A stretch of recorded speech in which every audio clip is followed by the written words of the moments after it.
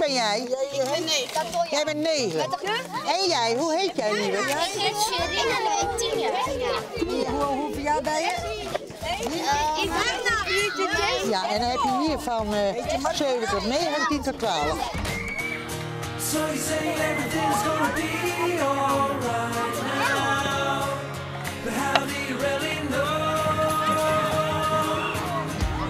And I know everything's gonna be alright now. Wat leuk is That's the seed I sow. Waarom heb je dit georganiseerd? Wij vinden het belangrijk dat kinderen buiten spelen. Want heel veel kinderen zitten binnen, hè? En gewoon met elkaar buiten spelen. We doen dit, nou ik denk al voor 10 jaar. En wij vinden het heel belangrijk. En ze spelen met elkaar. Dat is belangrijk. En dat doe je dus maar een heel team vrijwilligers. Ja, wijkplatform. Ja. We zijn met 10 vrijwilligers. En dan hebben wij begrepen dat je ook wel echt een diehard vrijwilliger bent. Dat valt er mee hoor. Er zijn er heel veel, hè? Ja, als jullie dorst hebben, niet allemaal tegelijk naar de parasols. Want dan kun je even wat drinken ophalen. Ja?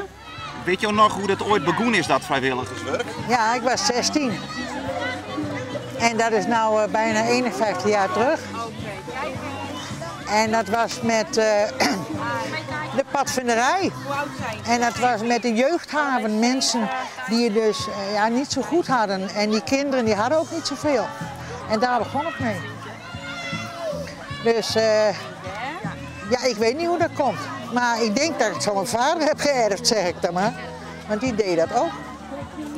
Maar het is gewoon, wat je terugkrijgt is dankbaarheid. Als je zo'n dag ziet, die kinderen zijn allemaal dankbaar. Oké, dus jij bent al geweest. Ja, maar ik heb gewonnen.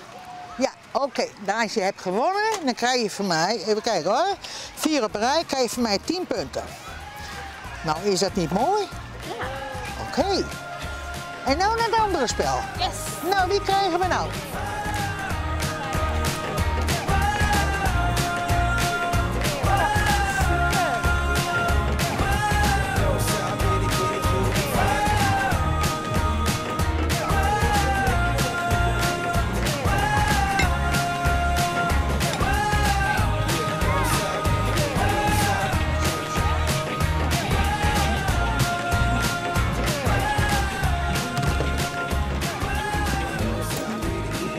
Nou, wij hebben respect voor je vrijwilligers. Dank u wel. Succes nog even, jongens. Ja, kom goed. Dank je wel. Ik moet eerst even wat drinken. Hè. Een flesje water. Nee, ja ook. Dat mag ook wel.